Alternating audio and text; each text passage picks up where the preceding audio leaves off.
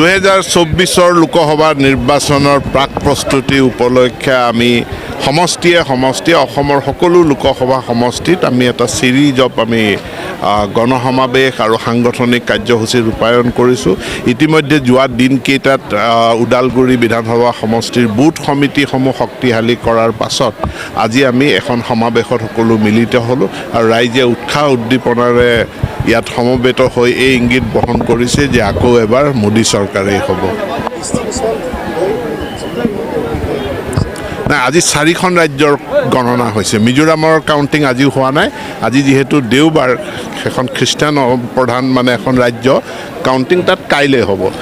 4খনৰ ভিতৰত 3খনত আমি অগ্ৰগতি লাভ কৰি চৰকাৰ গঠনৰ ফালে আগবাঢ়িছোঁ। গতিকে সেইটো আমাৰ 75% এচিভমেণ্ট। গতিকে এইটো মই ভাবোঁ যে এইটো আমাৰ কাৰণে ডিষ্টিংশ্যন।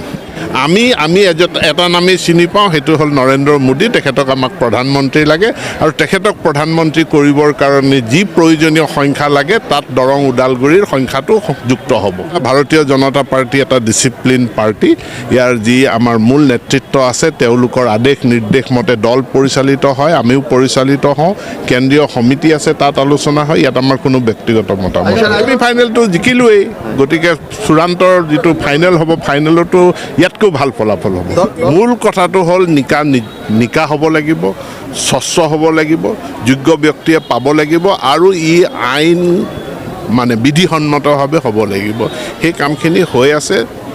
টেটটো হৈ গ'ল, খুব সোনকালে নিযুক্তি হ'ব। লোকসভা নিৰ্বাচন আহিব যাব, এইটোৰ লগত আমাৰ অন্যান্য চৰকাৰৰ দৈনন্দিন যিবিলাক কাম কাজ আছে তাৰ সম্পৰ্ক নাই। আমাৰ উন্নয়ন নিযুক্তি এই কামবিলাকো চলি থাকিব। তেওঁলোকৰ যিহেতু MLA নাই, তেওঁলোকৰ ৰাজনৈতিক দল হিচাপে খাতা খোলা নাই আৰু MP-ত 24ততো বহুত দলৰ খাতাটো খোল নাখায়েই। গতিকে MLA-টো খাতা খোল কৰাটো বহুত কষ্টকৰ কাম হ'ব। মই সেইকাৰণে সহজ উপায় এটা দিছোঁ, কোনোবা পঞ্চায়তত ৱাৰ্ড মেম্বাৰ এটা জিকি পেলাই যাতে খাতাখন খুলি লয় পলিটিকেল পাৰ্টি হিচাপে।